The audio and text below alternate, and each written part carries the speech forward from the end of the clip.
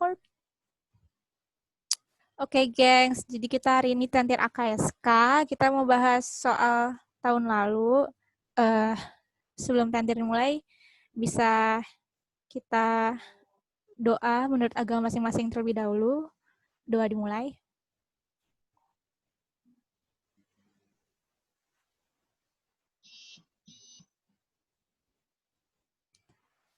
Doa dapat dicukupkan.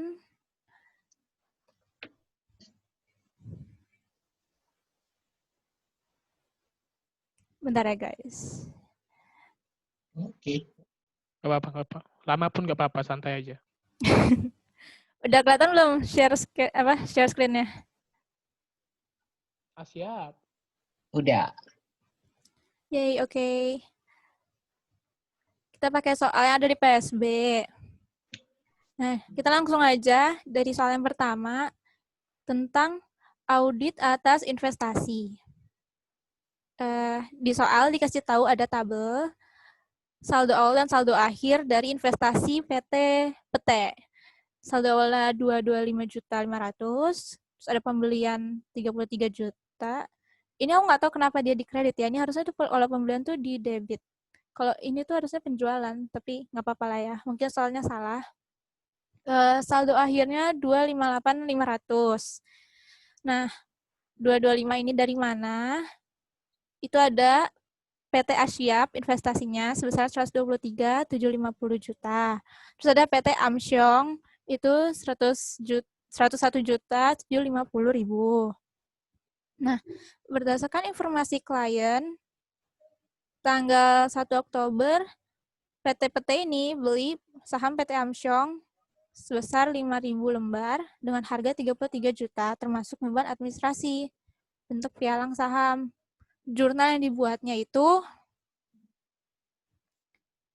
debit investasi, terus debit lagi beban administrasi, dan kredit bank. Lalu, di akhir Desember, PT Amsyong menderita kerugian sebesar 50 juta, tapi belum melakukan penyesuaian atas kerugian ini. Nah, jadi kita di sini ada 2 poin utama. Yang pertama tuh dia PT ini. Suaraku kedengeran jelas kan, gengs? Kedengaran? Oke. PT ini beli saham baru. Dan dia menderita kerugian atas saham PT Amsyongnya, tapi belum dilakukan penyesuaian. Terus yang diminta itu buat kertas kerja audit, jurnal-jurnal, dan tentang materialitas. Oke, kita mulai satu-satu aja. Di sini udah aku sediain kertas kerjanya. Nah, oh ya, investasi ini itu, bentar. Oh, investasi ini itu bisa, kalau misalnya kalian mau baca-baca lagi, ada di modul 6, kalau nggak salah. Iya, modul 6. Indeksnya, kertas kerjanya itu indeks H. Di modul juga soalnya persis sama kayak gini kok, cuman beda angka aja. Kalau misalnya kalian mau nyoba latihan lagi. Nah, kertas kerja yang bakal dibikin itu nanti bentuknya kayak gini. Ada saham apa aja yang dimiliki oleh klien, saldo akhir per klien, pare, dan ada saldo akhir per debitnya, per audit kita. Ini itu kita isi dari data yang di sini. Saldo menurut klien, PT Asyapnya 123.750. Oke, dan PT Amsyongnya ini 134. 134 ini dari mana? Dari 101.750 ini, yang saldo awal, ditambah 33 juta yang dia beli di Oktober. Hasilnya 258.500. Sama kan dengan saldo akhir klien. Nah, parenya gimana? Untuk ngisi pare, kita bikin dulu jurnal-jurnal koreksinya. Di catatan pemeriksaannya nanti, kita bisa nulis kayak gini. Yang pertama, PT membeli saham PT Amsyong sehingga kepemilikan total menjadi 25%. Menandakan pencatatan akuntansi sudah harus menggunakan equity method. Ini bisa dibaca lagi di materi akuntansi menengah kita atau di PSAK 15. Nah, ini apa nanti hubungannya dengan equity method? Itu nanti ada di jurnal yang ini. Lalu, Terus yang kedua, pembelian saham ada di jumlah sudah dikapitalisasi dengan beban admin. Nah, dia kan pas pembelian saham tadi, jurnalnya itu investasi, pada beban administrasi, pada kreditnya itu bank. Nah, tapi seharusnya beban administrasi ini tuh sebesar 1,5 juta dikapitalisasi ke investasi. Nah, jadi kita perlu menggunakan jurnal koreksi. Beban administrasinya berkurang, berarti dia berkurang di sini. Beban.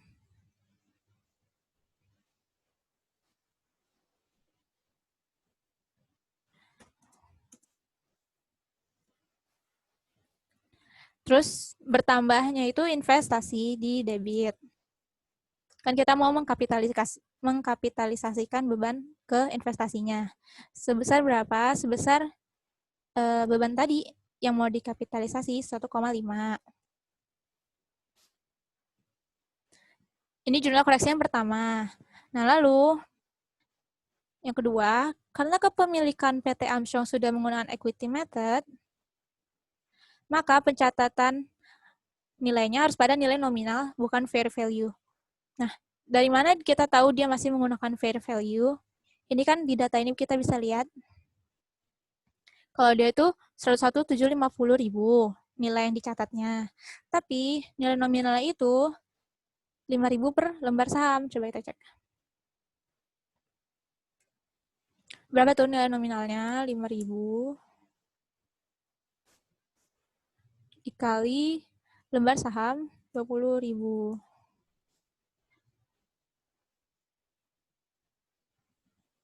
Nilai nominalnya itu 100 juta, tapi dia nyatetnya tuh pakai nilai wajar 101.750. Jadi kita harus bikin jurnal koreksi lagi. Gimana jurnal koreksinya? Jadi ini kan nilai wajarnya lebih kecil daripada nilai fair value-nya. Jadi dia ada masuk unrealized holding gain or loss, tapi karena dia loss, dia kita taruh di debit. Unrealized. Kalau misalnya nilai nominal lebih besar daripada nilai fair value-nya, ntar kita bikin unrealized-nya di kredit, karena dia jadinya gain. Pasangannya apa? Itu pasangannya investasi. Investasinya berkurang nilainya. Nah, berkurang berapa? Ini tuh selisih dari fair value sama nominal value-nya. Berarti 101.750 juta dikurangin nilai nominal. Jadi, jurnal koreksinya itu sebesar 1,75 juta. Lalu, karena pencatatan investasi PT Armstrong sudah menggunakan equity method, maka kerugian PT Armstrong harus dicatat PT-PT sesuai persentase kepemilikannya. Nah ya, jadi ini tuh dari soal yang di bawah ini. Tadi dia ada menderita kerugian sebesar 50 juta, tapi belum melakukan penyesuaian. Nah, berarti kita harus bikin jurnal penyesuaiannya. Jurnal penyesuaiannya itu, kan dia rugi. Rugi itu di debit kalau bertambah. Jadi rugi investasi pada investasi. Sebesar berapa? 50 juta ini dikalikan persentase dia. Dia persentasenya berapa ke PT Armstrong? 20% ditambah 5% tadi yang dia udah beli. Hasilnya 12,5. Nah, ini kita masukin, ini sama ini. Kita masukin ke pare. Karena investasinya berkurang di kredit, jadi kita masukin ke kredit sini. PT Armstrong. Ini ditambah.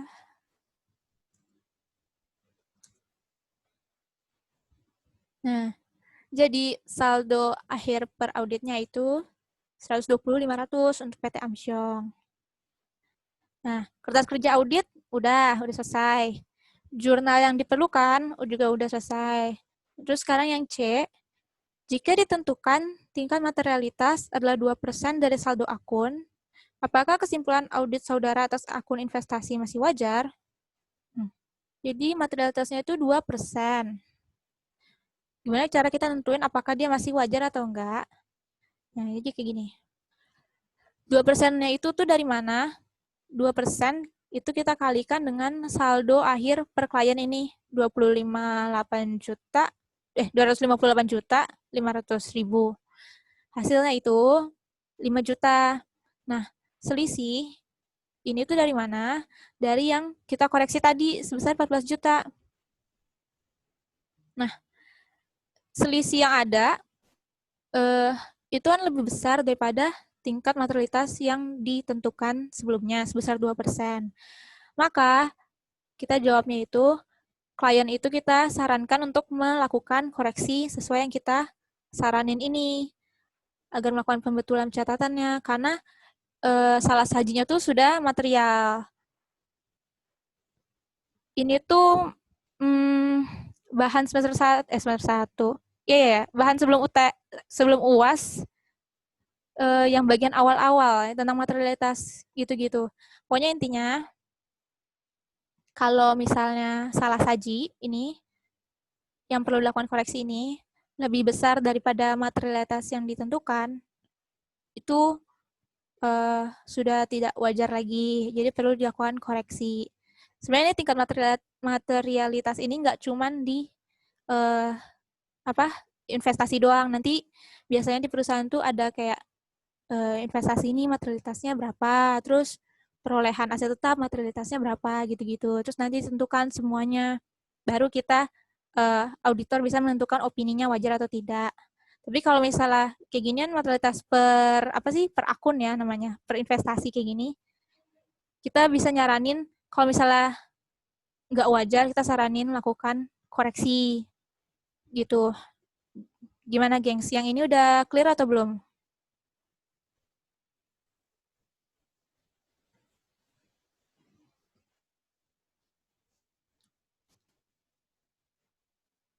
Carol mau nanya. Ya. Yang apa? Yang investasi pada tujuan administrasi itu kenapa nggak dimasukin pare? Kenapa nggak dimasukin apa? Pare. Pare.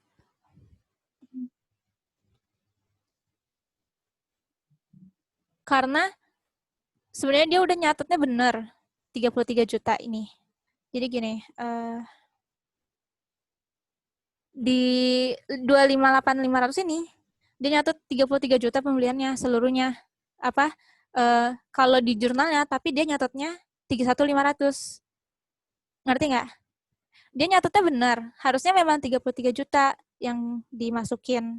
Karena itu harga yang sudah dikapitalisasikan kan. Sudah termasuk 1,5 juta ini. Tapi di jurnalnya kok dia masih ngemisahin catatannya. Bukannya dikapitalisasikan gitu. Jadi harusnya tuh dia jurnalnya tuh investasi 33 juta pada bank 33 juta. Baru dimasukin ke saldo akhir rincian buku besarnya dia tuh 33 juta pas kayak gini. Jadi dia tuh antara masukin nilai ke buku besar sama ke jurnalnya itu ada perbedaan. Nggak tahu gimana ya dia bisa beda ya antara buku besar sama jurnalnya. Harusnya tuh buku besar tuh berdasarkan jurnalnya dia gitu.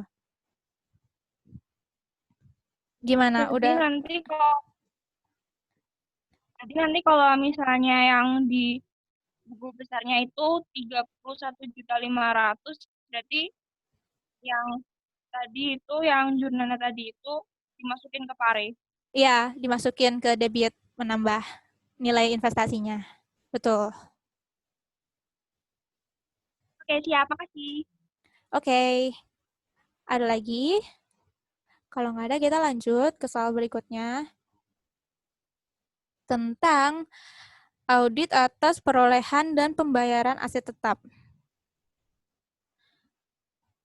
Nah, audit atas perolehan pembayaran aset tetap ini tuh kalau mau baca-baca lebih lanjut lagi itu ada di modul 7 dan indeksnya dia itu pakai simbol J, indeks J. Kalau nggak salah soalnya juga mirip kayak gini juga kok yang di model. Nah, kita lanjut aja ke soalnya. Berikut adalah daftar aset tetap PT-PT. Oke. Tanah, bangunan, peralatan, dan motor. Ada harga perolehan, akumulasi, penyusutan, dan nilai bukunya. Nah, dari hasil wawancara dengan klien, diketahui bahwa dalam akun kendaraan bermotor, terdapat satu truk Fuso yang dijual di April 2007. Harga perolehannya itu pada tanggal 1 April 2005, 100 juta. Dan disusutkan berdasarkan aturan perpajakan di mana truk dimasukkan kelompok 1 dengan masa manfaat 3 tahun. Ini juga sebenarnya aku nggak ngerti ya, gengs, dari mana nih 3 tahun. Karena menurut UU PPH kita kan kelompok 1 itu kan masa manfaatnya 4 tahun ya. Tapi kita menggunakan soal aja lah sebagai dasar jawaban kita. Kalau kalian mau jawabnya nanti berdasarkan masa manfaat 4 tahun juga bisa, tapi kalau di sini aku bahasnya pakai 3 tahun sesuai soal ya. Nah, terus hasil penjualan truk Fuso itu 80 juta. Kemudian dibelikan truk Isuzu seharga 100 juta juga. Ini ada salah. Pada tanggal yang sama yaitu 1 April 2007. Karena harga perolehan truk sama, pihak perusahaan tidak perlu mengubah daftar aset tetap dan pencatatan dilakukan sekedar melanjutkan jurnal penyusutan truk. Oke. Jadi dia beli truk. Dia jual truk dulu, jual truk Fuso. Dan dia beli truk baru, truk Isuzu dengan harga perolehan yang sama. Tapi dia tidak mengubah daftar aset tetap dan pencatatan yang dilakukan sekedar melakukan jurnal mencatat penyusutan. Jadi dia belum mencatat jurnal penjualan dan pembelian truknya. Itu masalahnya. Nah, yang diminta itu buatlah kertas kerja audit, buatlah jurnal-jurnal, dan adakah kewajiban perpajakan. Oke. Kita bikin dari jurnal-jurnalnya dulu. Nah, tadi kan dia udah ngejual truk, tapi dia nggak bikin jurnalnya. Nah, kita bikin jurnal koleksi untuk ngejual truk tadi. Kalau ngejual truk itu, berarti kan dia dapat cash. Aduh, bentar. Dia dapat cash. Nah, dia dapat cashnya sebesar, berapa yang dia jual? Hasil penjualan truk Fuso sebesar 80 juta. Berarti dia dapat cash sebesar 80 juta. Terus, dia jual truk, berarti truknya berkurang lah ya. Truk Fuso berkurang di kredit sebesar harga perolehannya berapa? Harga perolehan truk Fuso pada tanggal 1 April 2005 itu sebesar 100 juta. Oke, 100 juta. Nah, terus berkurang juga akumulasi penyusutan dari truk Fuso itu. Cumulative depreciation sebesar berapa? Nah, ini kita untuk hitung depresiasinya tuh di sini. Kan harga perolehannya 100 juta. Penyusutan tahun 2006, ini tuh dari mana? Ini tuh 1 tahun, 1/3, 1 dari 3 tahun ini, dikali dengan harga perolehan. Kalau kalian mau bikinnya 4 tahun sesuai aturan perpajakan yang benar, ya kalian bisa-bisa aja. Jadi ini 1/4 nantinya, tapi kan aku ngikutin soal aja. Terus 2007 juga. Kalau Carol, Kenapa? Kalau metode penyusutannya pakai yang lain? Pakai yang lain gimana? Misalnya pakai declining balance, double declining. Ya berarti ya sesuai double declining aja, tapi aku menggunakannya Kalau pakai asumsi ya, kalau metode ini? Iya, asumsi aja, karena ini lebih gampang sih daripada declining. Kalau kamu mau nyoba menghitung dengan declining juga nggak apa-apa, silakan. Skip. Terus ada penyusutan 2007 juga, 33 sekian juta. Nah, jadi akumulasi depresiasi yang akan berkurang itu ini ditambah ini 666. Nah, Sisanya itu dia dapat keuntungan. Gain on disposal. Bukan disposal deh ya, harusnya tuh sale of asset ya. Berapa? Sebesar harga jual dikurangin nilai buku. Nilai buku itu harga perolehan dikurangin akumulasi depresiasi. Nah, dapat deh. Ini jurnal pas dia menjual truknya. Nah, terus pas dia beli truk yang baru, gimana jurnalnya? Kalau dia beli truk, berarti dia dapat truk. Truk bertambah di debit. Isuzu. Truk Isuzu kan? Iya nggak sih? Ya. Seharga 100 juta.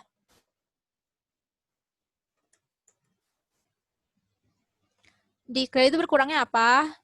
Dia nggak disebut sih sebenarnya ini dia pakai cash atau kredit ya jualnya, belinya. Tapi aku asumsikan pakai cash. Sebesar segini juga. Kalau misalnya dia dibilangnya pakai kredit ya berarti sini account payable ya, utang usaha. Nah, ini untuk ngitung depresiasi truk yang barunya. Perolehannya 100 juta. Penyusutannya itu gimana? Dia ini kan dibelinya April 2007. April ke Desember itu 9 bulan. Jadi 100 juta dibagi 3 tahun, baru dikalikan 9/12. Hasilnya tuh 25 juta penyusutan tahun 2007. Dan nilai bukunya 75. Jadi jurnal selesai. Ini aja yang perlu dikoreksi. Terus kertas kerja audit. Nah, ini kertas kerjanya. Ada daftar aset, saldo per klien, pare kayak biasa, sama saldo per audit. Nah, ini tuh harga perolehan. Berdasarkan harga perolehan kalau yang ini. Nah, ini karena tadi kita udah jual truk Fuso 100 juta ini, maka berkurang di kredit 100 juta. Tapi kita beli lagi kan truk Isuzu. Nah, truk Isuzu ini harga perolehannya juga kebetulan 100 juta. Jadi bertambah lagi di debit 100 juta. Hasilnya tetap sama. Terus akumulasi depresiasi di kendaraan. Nah, akumulasi kan kalau berkurang di debit. 66 juta ini dari mana?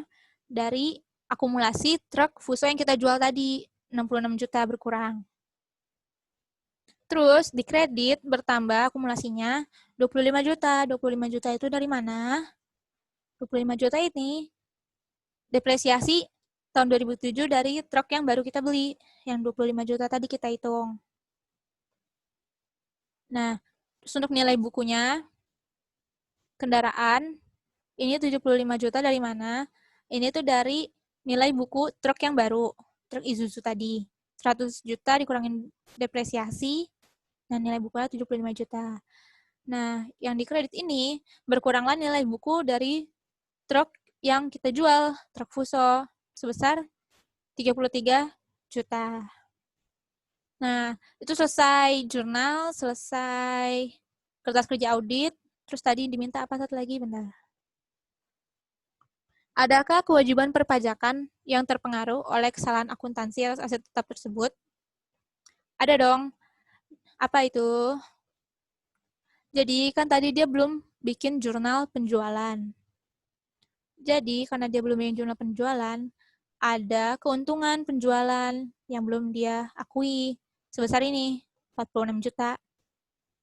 Ini kan harusnya mempengaruhi dong nanti pas dia bayar pajak. Dia menambah penghasilan kena pajak klien kan sebesar 46 juta. Jadi ya ada kewajiban perpajakan yang terpengaruhi oleh kesalahan akuntansi tersebut. Nah, udah selesai deh soal nomor 2. Kalau di sini ada pertanyaan nggak, gengs? Coba aku mau lihat tabel Yang mana? kuning-kuning tadi. Kuning-kuning. Ini. Ini yang nilai buku paling bawah ini itu kendaraannya itu mencatat sisa depresiasi ya 75. Ini nilai bukunya. Ada buku. Iya, ini nilai bukunya yang ini. Sebenarnya nanti yang Berarti itu dibikin tuh cuman harga perolehan sama akumulasi sih. Ini cuman buat nambahin aja. Bye. Ada lagi, gengs? Bilang aja ya kalau aku kecepatan ngajarnya. Aman lah. Oke, kita lanjut ya ke soal nomor 3. Nah, ini lumayan gampang nih. Tentang audit atas beban dibayar di muka. Nah, audit atas beban dibayar di muka itu, kalau kalian mau belajar lebih lanjut, ada di modul 5, dan indeksnya dia itu ditandai dengan huruf G. Di indeks G. Nah, kita coba langsung aja ke soalnya. Saldo per 31 Desember menurut klien tuh 24 juta. Oke. Dan berikut jurnal yang dibuat.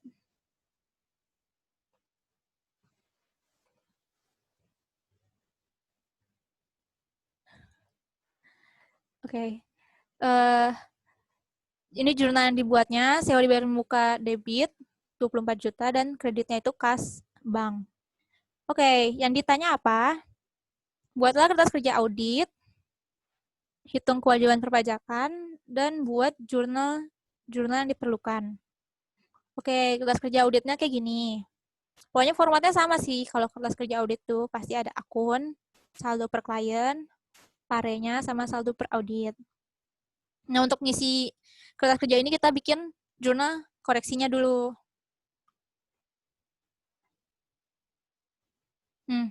Jadi jurnal koreksinya kan dia udah bikin nih di awal tahun jurnalnya sewa dibayar di muka pada kas 24 juta. Tapi kan yang bisa diakui itu cuman yang untuk 1 tahun itu aja. Ini tuh 24 juta untuk 3 tahun kan. Nah, jadi kita bikin jurnal koreksinya. Mengakui beban dulu. Beban sewa pada sewa dibayar di muka. Berapa jumlahnya? Jadi ini 24 juta dikali dia ini 1 Oktober kan, 1 Oktober. Oktober ke Desember itu 3 bulan. 3 per tapi ini untuk 3 tahun ke depan. Jadi bulannya itu bukan 12 bulan tapi 36 bulan. Jadi 24 juta dikali 3 per 36. 2 juta. Ini yang bisa kita akuin untuk tahun 2010 ini. Nah, ini jurnal koreksinya. Barulah kita bisa masukin ke pare. Sewa dibayar di mukanya berkurang kan di kredit sebesar 2 juta. Maka saldo per auditnya itu 22 juta. Ini udah menjawab soal A, ini soal C. Nah, soal B, hitunglah kewajiban perpajakan terkait dengan transaksi tersebut. Nah, kewajiban perpajakannya, nah ya, kan ini soalnya ini kan tentang sewa. Nah, tapi di sini nggak disebutin sewa apa, sewa bangunan kah, sewa gedung, sewa mobil, sewa mesin. Jadi aku pakai asumsi di sini. Aku asumsikannya dia sewa tanah atau bangunan. Jadi kewajiban perpajakannya dia itu pakai PPh 4 ayat 2 sebesar 10%. Kalau kalian mau asumsikan dia sewa yang lain juga monggo silakan. Nah, jurnalnya kalau pakai pajak sewa dibayar di muka pada kas, tapi juga ada tambahan utang PPh 4 ayat 2 atau utang PPh berapa lah tergantung asumsi kalian. Gimana saldonya? Ini sewa dibayar di mukanya tetap 24 juta.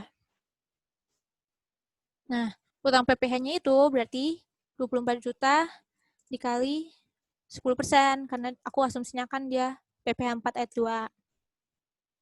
Kasnya ini sejumlah selisihnya. 21.600. Ini saat dia melakukan pembayaran sewa di awal. Nah, nanti pas dia bayar pajaknya, dibalik aja utang PPh 42-nya di debit, berkurang, dan kasnya berkurang di kredit sebesar pajaknya, yaitu 2,4 juta. Udah deh, ini kewajiban perpajakannya. Lumayan singkat kalau sewa dibayar di muka. Apa ada yang kurang jelas, Kings? Sebelum kita lanjut ke soal berikutnya.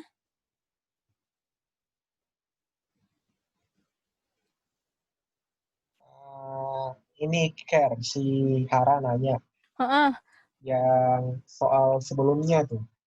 Oke, perolehan Ya. pembayaran. Ya, gimana? Kan dia kan dapat gain on sell asset. Iya. Nah, itu pajak yang harus dibayar berapa katanya? Berhubung Bapak itu maunya jawabannya yang lengkap, walaupun nggak ditanya. Oh, ini kan nanti hubungannya ke ngitung PPh badan kan di SPT tahunannya. Ini tuh nambah PHKP-nya, nambah penghasilan kena pajaknya. Kayak itu Har. Ya ini kan gain. Apalagi untuk laba perusahaannya berapa gitu. Misalnya laba perusahaannya 5 miliar lah, berarti 5 miliar tambah ini karena belum dimasukin. Itu PHKP-nya. Terus ntar dikaliin tarif PPh badan aja 22% gitu. Ini dia menambah penghasilan kena pajak perusahaan di SPT tahunan. Oke. Gimana, Har?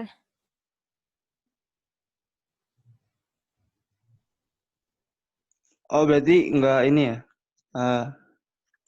Seingatku ada pajak pengalihan aset, penjualan aset kalau nggak salah. Jadi 20% dikali.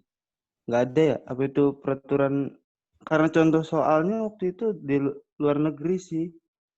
Aku jadi ngiranya tuh ada pajak buat kayak pengalihan aset kayak gini. Jadi 20% dikali keuntungannya. Berarti Ada ini ya? Aku juga lupa. Ada makanya aku pajak bingung. untuk penjualan, pengeluaran aset. Nah, itu aku juga agak bingung. Jadi aku nanya kayak gitu. Apa ini masuk ke... Ini kan aset kan, soalnya bukan penjualan. Jadi aku nanya kayak gitu tadi.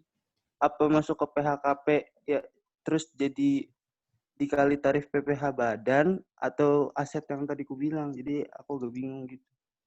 Jadi aku tanya tadi. Itu PPh berapa? Apa yang penjualan aset? Hara. Yang bilang harta itu. Nah ya, itu PPh berapa? Aku tuh mikirnya tuh langsung masukin ke PHKP gitu. Kagak tahu sih kalau peraturannya, cuma waktu itu lihat di contoh soal. Gitu, Mike. Gak tahu tuh. Makanya ini mau nanya, makanya mau klarifikasi mana yang benar gitu. Oh, Soalnya kalau itu aset, bukan penjualan. Baru dengar aku malah yang 20% itu. iya, aku juga baru dengar. Oh, Di ya. mana kau baca itu Har? Nggak apa-apa. Kalau ada, memangnya ada, ya nggak apa-apa. Ya kan Di nggak contoh apa-apa. soal sih. Iya udah. Bisa tulis saya nanti kalau apa. Jadi pajak yang harus bayar segini buat jurnalnya ya apa. Iya, kalau itu berarti tinggal bikin tambahan jurnal aja. Kayak gini tadi. Utang PPh berapa pada kas. Tapi kalau setahu aku, dan menurut kantor AKSK lainnya, ini tuh menambah PHKP. Tapi nggak apa-apa, tolong carilah. Karena aku juga nggak tahu itu PPh berapa kalau aset dijual. Oke, siap. Makasih, Kera. Oke, thank you. Kalau beban di muka ada pertanyaan, gengs? Sebelum kita lanjut lagi. Ini yang paling gampang sih menurut aku. Kalau Iya, aku bisa ngerti. ya, gampang inilah ya. Sederhana soalnya. Gampang berarti. Aman. Lanjut ya ke audit atas persediaan. Ini sih yang menurut aku paling susah, karena aku sendiri pas belajar ini juga agak bingung-bingung. Tapi semoga aku bisa menjelaskan ke kalian dengan benar dan tidak menyesatkan. Nah, untuk audit atas persediaan ini, kalau kalian mau belajar lebih lanjut, itu dia bagian materi modul 3, dan indeks kertas kerjanya itu ditandai dengan huruf F. Modul 3, indeks F. Ups, maaf. Nah, kita lihat dari soalnya dulu. Berikut perhitungan stok persediaan berdasarkan kartu persediaan PT Katox. Oke, ada 3 jenis persediaan, celana anak, celana dewasa, celana panjang. Jumlah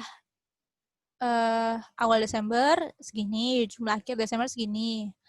Harga beli, ini tuh COGS-nya berarti kan, dan harga jualnya. Oke. Ada transaksi-transaksi selama Desember. Bentar, yang diminta tuh apa? Buatlah kertas kerja audit, hitung kewajiban perpajakan, dan buatlah jurnal yang diperlukan terkait dengan audit atas persediaan. Oke.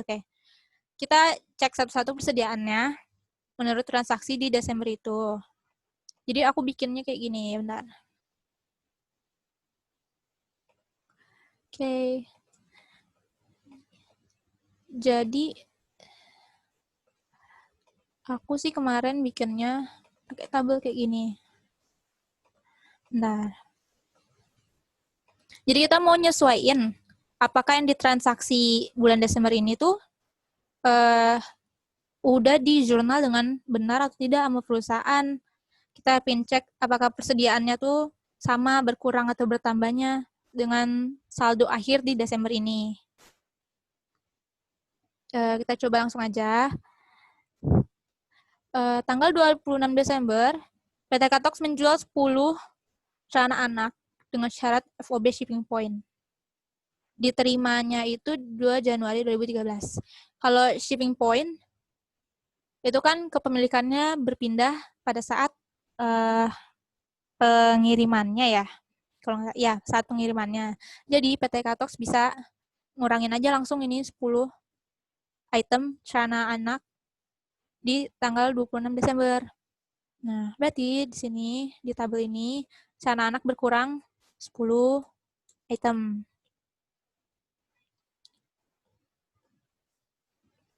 Oke, terus nomor 2.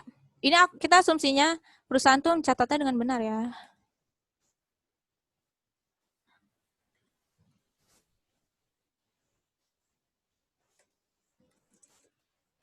Oke. Terus yang kedua, diketahui terdapat 15 item celana panjang itu barang konsinyasi dari toko batik.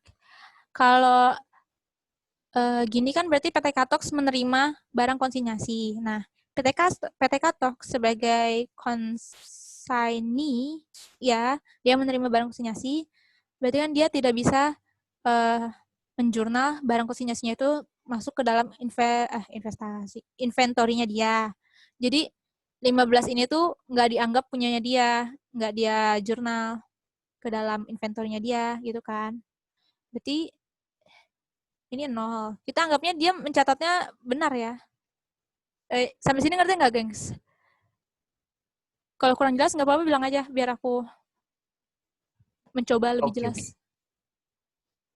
Oke. Nomor 3. Tanggal 26 Desember, Toko Sira mengirim celana dewasa ke PT Katox. Berarti PT Katox beli dari Toko Sira dengan syarat FOB destination. Oke. 50 potong. 2,25. Oke. Telah diterima, namun barang baru diterima tanggal 2 Januari. Kalau ini kan dia FOB destination. Berarti kepemilikannya tuh baru berpindah dari Toko Sira ke PT Katox pada saat 2 Januari 2013, saat diterima, bukan saat pengiriman. Berarti PT Katox tuh pada tanggal 26 Desember ini nggak bisa menjurnal, belum boleh menjurnal 50 ini masuk ke dalam inventorinya, berarti 0 kan. Kita bikinnya 0. Oke.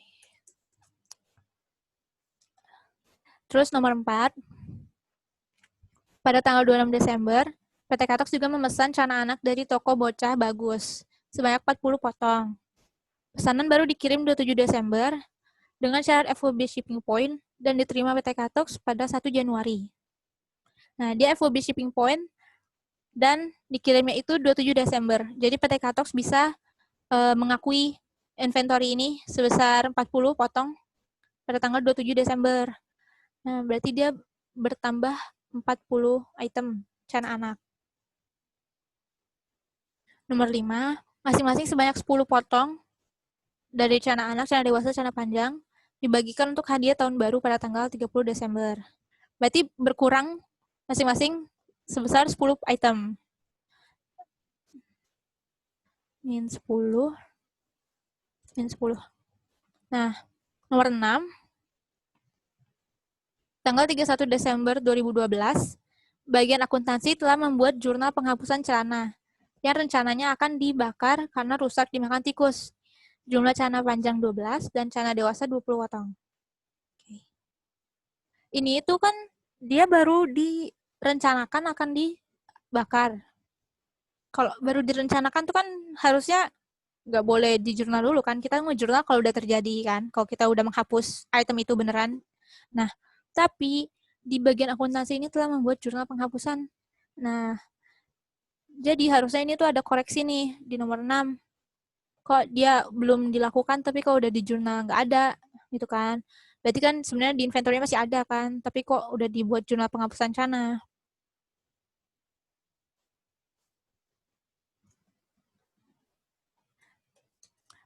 Celana dewasanya berkurang 20 potong, celana panjangnya berkurang 12. Nah, ini harus dikoreksi. Terus kita lihat selisihnya dari perhitungan kita per transaksi ini dengan saldo akhir persediaan menurut perusahaan. Nah, ini ada nih yang nggak sama untuk item celana dewasa. Ada selisih 50 dari saldo akhir menurut kartu persediaan sama saldo akhir yang kita udah cek tadi menurut transaksinya. Selisihnya itu 50. 50 itu dari sini nih, nomor 3. Tanggal 26 Desember, PT Katox beli 50 potong dari toko Sira, FOB Destination. Nah, ini maksudnya gimana kok ada selisih? Berarti PT Katox ini pas tanggal 26 ini, dia menjurnal sebesar 50 item udah dia beli. Padahal itu kan harusnya belum dia jurnal kan, karena dia nih FOB Destination, harusnya dia jurnalnya nanti pas dia terima di 2 Januari, tapi dia Desember nih udah ngejurnal, dia nerima 50 item. Berarti ini harus kita koreksi. Sampai sini clear gak, gengs? Ada yang mau ditanyain dulu nggak?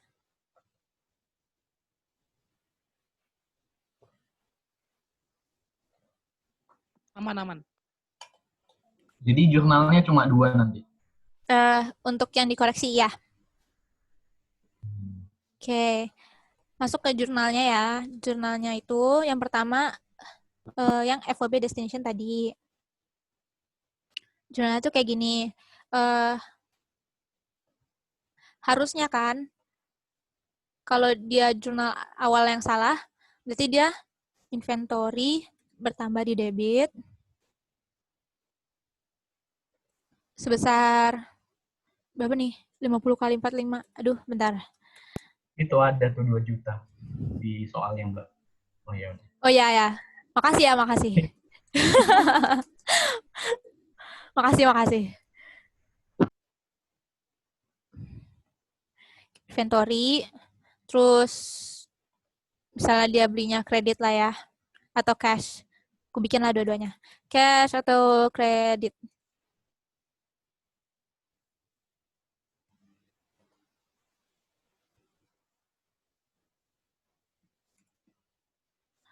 Dan di sini tuh ada pajak masukan. Sebesar berapa nih? Ini dikali 10% kan, PPN. Nah, ini yang dia jurnal berarti yang dia salah jurnal. Harusnya nih bukan dia jurnal pas Desember. Harusnya dia jurnalnya pas nanti Januari. Nah, jadi kita tinggal, koreksinya itu tinggal membalik aja ini semua. Jadi, cash atau account payable-nya di sini.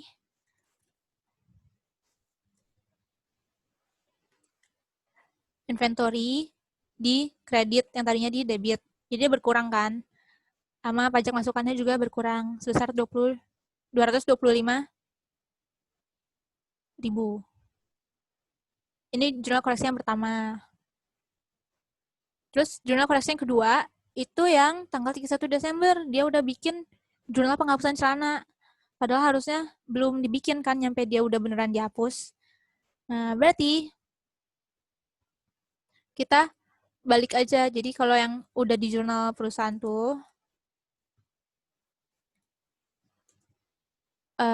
inventory berkurang. Inventory celana panjang berkurang. Inventory celana dewasa juga berkurang. Nah, di debitnya itu, dia rugi kan. Kalau misalnya celananya rusak karena tikus kan nggak bisa dijual kan, rugi. Nah, rugi di debit. Ini yang udah perusahaan buat, yang bagian akuntansinya udah buat. Jadi, jurnal koreksinya kita tinggal balik aja. Ruginya di kredit, inventory-nya bertambah lagi di debit. Ini angkanya dari mana?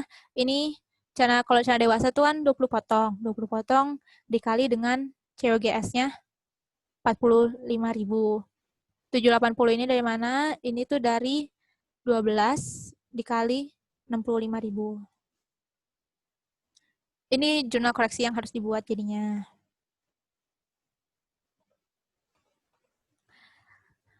Terus jurnal udah selesai. Kertas kerja audit. Kertas kerja auditnya itu ini yang atas. Yang ini. Kayak biasa ada akun. Ini cuma ada tambahan kode barang aja sih. Kode barang, akun, saldo per klien, parenya, sama saldo per audit. Nah, masukin ke parenya tuh gimana? Nah, ini tadi kan kita bikin jurnal koreksi transaksi nomor 3. Inventory-nya berkurang, yang celana dewasa. Berarti ini kita masukin ke kredit. Celana dewasa 2,25. Ini berdua dari mana? Dari koreksi transaksi yang 6. Inventory celana dewasa bertambah, inventory celana panjang juga bertambah. 900 sama 780. Masukin deh ke pare ini. Jadi saldo per auditnya segini. Oke, itu udah. Jurnal udah, kertas kerja udah. Tinggal yang B, hitunglah kewajiban perpajakan. Hitunglah kewajiban perpajakan. Ini gampang lah ya, kalau kewajiban perpajakan jual-jual beli ini kan PPN 10% doang kan. Nah, kalau kita lihat dari masing-masing transaksi, yang pertama kita jual 350.000 nih, 10 dikali 35.000. Berarti PPN-nya 10% dikali 350.000. Nih, PPN keluar 35.000. Next. Konsinyasi 15 dikali 80.000. 975.000. Kita dapat PM. Jadi di sini pertama PM-nya 10% dikali 15 dikali 80.000. Hasilnya 97.500. Ini tadi yang kita koreksi. Jadi, yang kita koreksi tadi udah ada kan pajaknya. Nih. PM-nya berkurang. Tadinya kita dapat PM kan, karena kita beli. Tapi kan itu salah jurnalnya. Jadi PM kita kelebihan nih. Kita kurangin 225.000. Jadi PM berkurang 22.000. Terus oke, yang transaksi 4. Kita beli 800.000. Nah, 40 dikali 20.000. Berarti kita dapat PM sebesar 80.000. Tinggal dikalikan 10% aja. Terus transaksi 5 dibagikan untuk hadiah tahun baru. Berarti ini pemberian cuma-cuma kan, itu tetap kena PPN.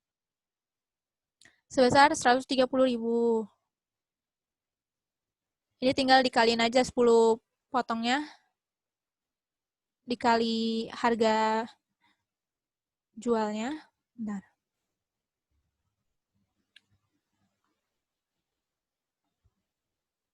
Nah ya.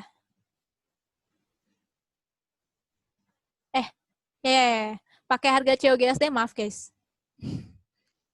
Terus ditambahin, totalnya itu ntar ada 1.300.000 yang kita buatkan hadiah. Nah ini tinggal dikalikan 10%, itulah PK yang kita bayarkan.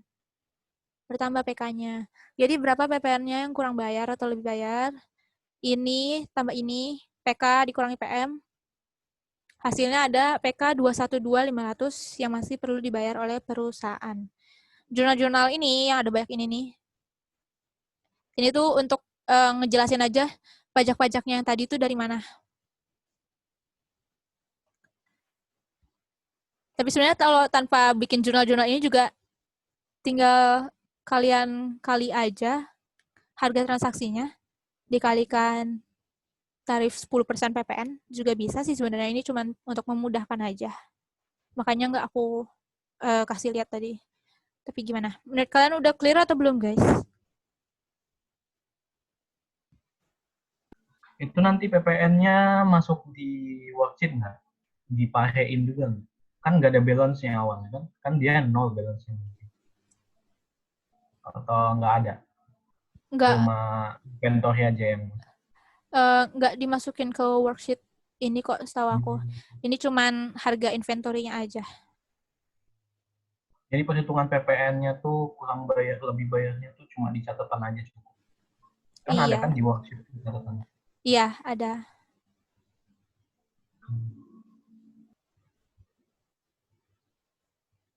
Ada lagi, guys? Kalau ada yang kurang jelas, bilang aja ya, guys. Karena aku jujur aja pas belajar yang soal nomor 4 ini, yang persediaan ini, mumet banget. Aku nggak ngerti apa-apa berkali-kali gitu. Emang ini yang paling membingungkan sih kalau menurut aku. Jadi kalau misalnya ada pertanyaan sebelum kita lanjut ke soal selanjutnya. Kalau aman? Mana Juan? Gampang. Oh, gampang ya, Juan? Susah.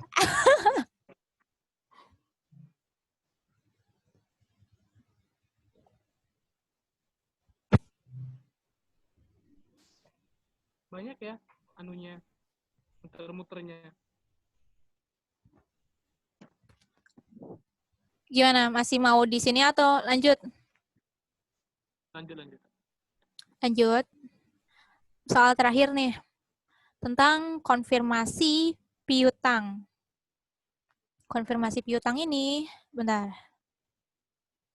Kalau kalian masih mau review-review lagi atau belajar-belajar lagi tentang konfirmasi piutang, itu ada di modul 2 dan dia indeksnya itu ditandai dengan huruf EE untuk konfirmasi piutang. Kan ada konfirmasi piutang, ada konfirmasi utang. Nah, kalau piutang tuh EE, kalau piutang tuh EE, kalau utang konfirmasinya itu dibagi lagi, ada konfirmasi utang jangka panjang, itu indeksnya MM. Terus ada konfirmasi utang jangka pendek, itu indeksnya NN. Di sini kita cuman konfirmasi piutang. Kita lihat dulu di soalnya. Jadi disediakan informasi konfirmasi data-data piutang dan kertas kerja konfirmasi. Tugas saudara adalah mengisi kertas kerja yang telah disediakan. Nah, soal ini udah nyediain kertas kerja. Berikut adalah dokumen-dokumen konfirmasi yang diperoleh untuk 31 Desember 2016. Oke. Ini soalnya ini banyak. Banyak banget. Tapi sebenarnya ini gampang. Cuman banyak karena konfirmasi itu kan kayak per perusahaan gitu. Nah, ini contoh kertas kerjanya.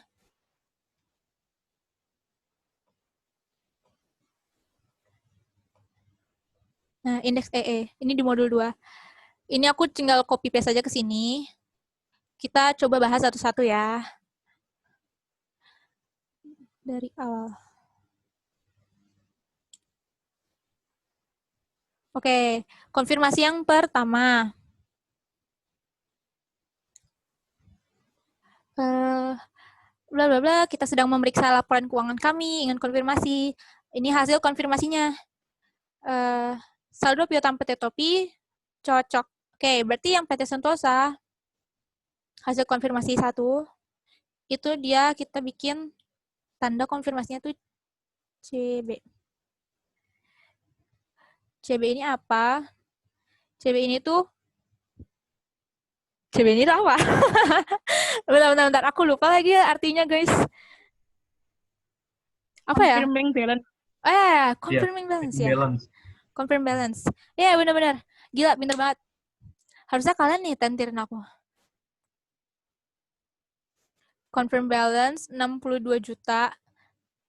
Oke, nggak ada perbedaannya kan? Kan udah cocok. Next, PT Makmur. Kalau jumlah perkliennya segini. Dan dia itu ternyata saldonya cocok. Oke, cocok lagi. Next, PT Abadi. PT Abadi. Oke. Yang terhormat PT Abadi. Oke, dia cocok 98.500. Oke, CB lagi. Terus PT Sukses. Bentar. Toko Babe ya? Toko Babe. Tapi Toko Babe nggak ada nih konfirmasinya. Dia nggak ngirim balik. Berarti dia NR simbolnya. NR itu no reply. Terus PT Sukses kan selanjutnya. Yang terhormat PT Sukses. Hasilnya dia tidak cocok. Karena dia hanya berhutang 83.450. Oke.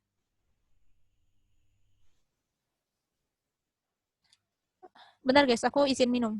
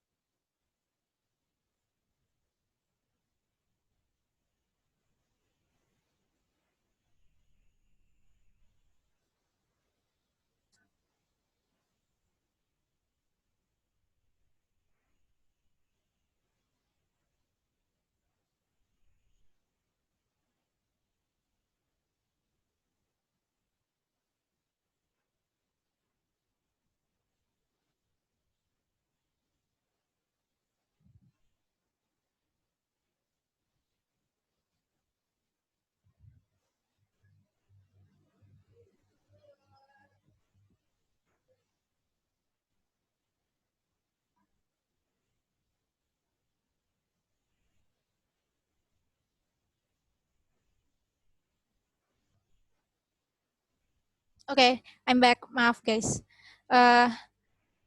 PT Sukses itu nggak cocok hasil saldonya. Nah, itu dia simbolnya itu RB. Dan di perbedaannya, itu kita bikin selisihnya.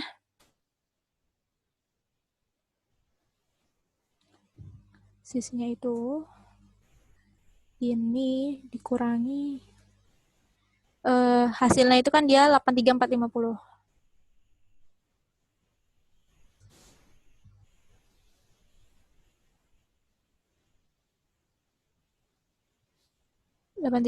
Oke. Next, PT Jaya.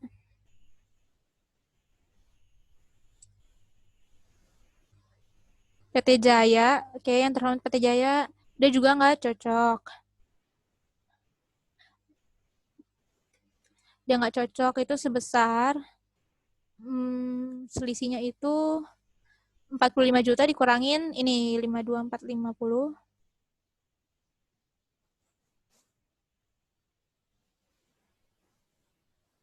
Oke, next PT Intan.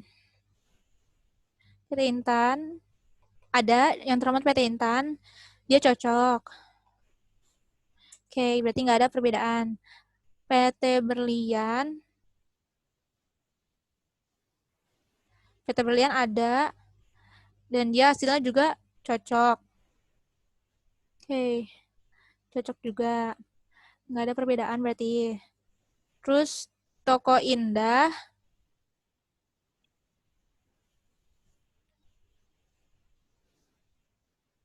Toko Indah nggak ada hasil konfirmasinya. Berarti dia no reply. Nah, nanti ini kalau misalnya yang no reply ini, itu kita bisa minta konfirmasi lagi, konfirmasi yang kedua. Nah, nanti kalau misalnya perusahaan udah dapat hasil konfirmasi yang kedua, nanti kita bikinnya di sini jawabannya. Ini kan hasil konfirmasi 1 tadi. Nah, ntar kalau misalnya ada tidak cocok lagi, kita bikin perbedaannya di yang kolom kedua ini, hasil konfirmasi 2. Itu biasanya dilakukan auditor kayak gitu. Tapi di sini cuma ada data konfirmasi pertama, jadi kita cuma di konfirmasi pertama aja.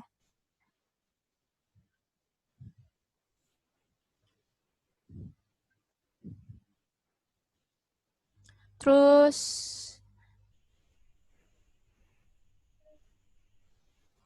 benar. Kok bisa minus ya? Harusnya dia plus ya?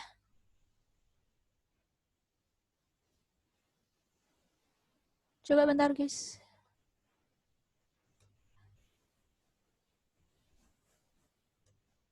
Berapa tadi? PT Sukses ya. Bentar ya, guys. 83450.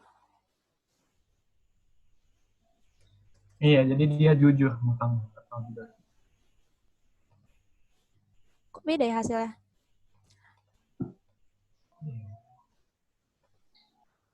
28550. Oke. Ini baru benar. Tadi kok bisa minus ya?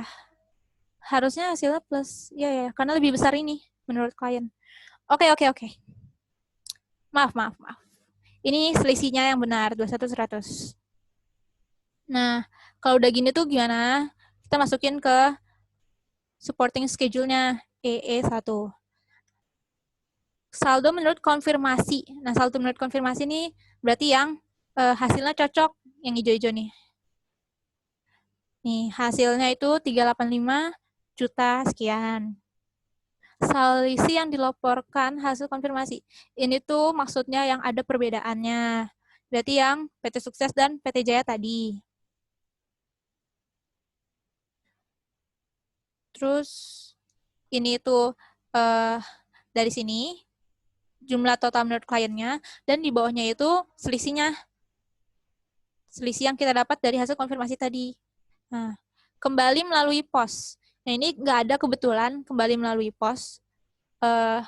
Kadang juga ada kalau misalnya konfirmasi yang dikirimkan auditor, itu dikembalikan lagi oleh pos. Mungkin kan alamatnya salah atau memang perusahaannya udah nggak ada lagi.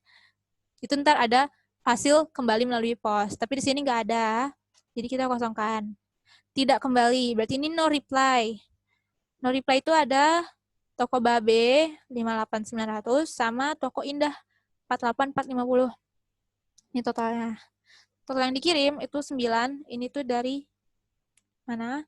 Itu dari yang atas ini. Semua kita jumlahkan. Total piutang usahanya juga segini. Persentase tahunnya itu gimana cara nyarinya? Jadi kalau ini 385 dibagi dengan total piutang usaha. Lanjut. Oh, bentar.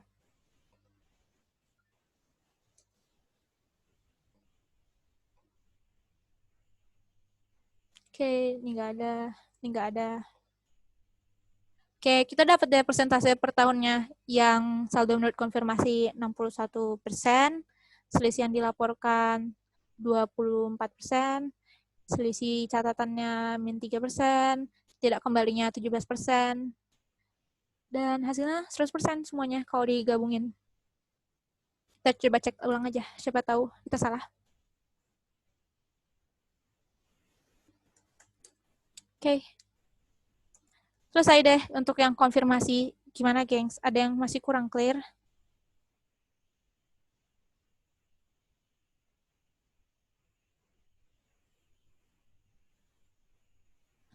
Atau mau nanya yang lain?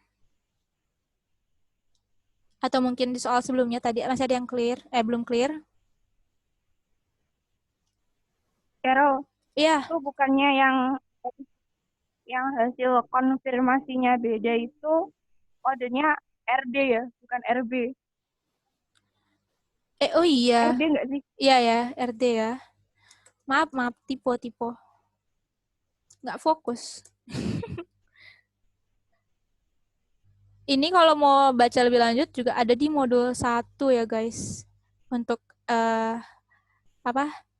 arti-arti CB, NR, RD, terus indeks-indeksnya apa aja untuk apa-apa, kayak EE ini untuk konfirmasi piutang.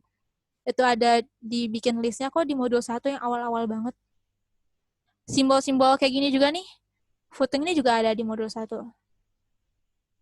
Ada yang mau ditanyain, guys? Thank you ya udah dikoreksi.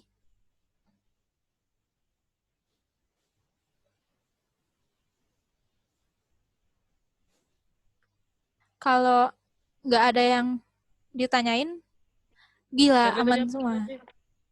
singkatannya? Gimana? RD tadi apa singkatannya? RD tuh lupa juga lagi aku. Ntar ya kita lihat modul. Aku tuh agak lupa kalau arti-arti simbol.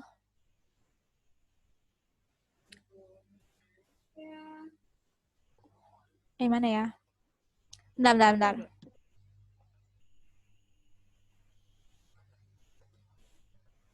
Nah, ini nih. Reporting differences. Ada di modul 1 halaman 17.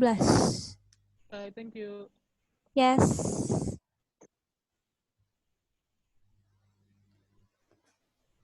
Ada lagi, guys?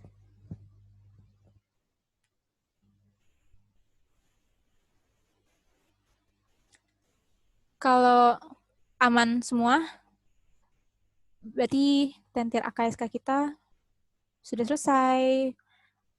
Loh, Yeay. Cuman 5 soalnya loh di PSB. Berarti udah selesai kita, kalau memang sudah aman semua.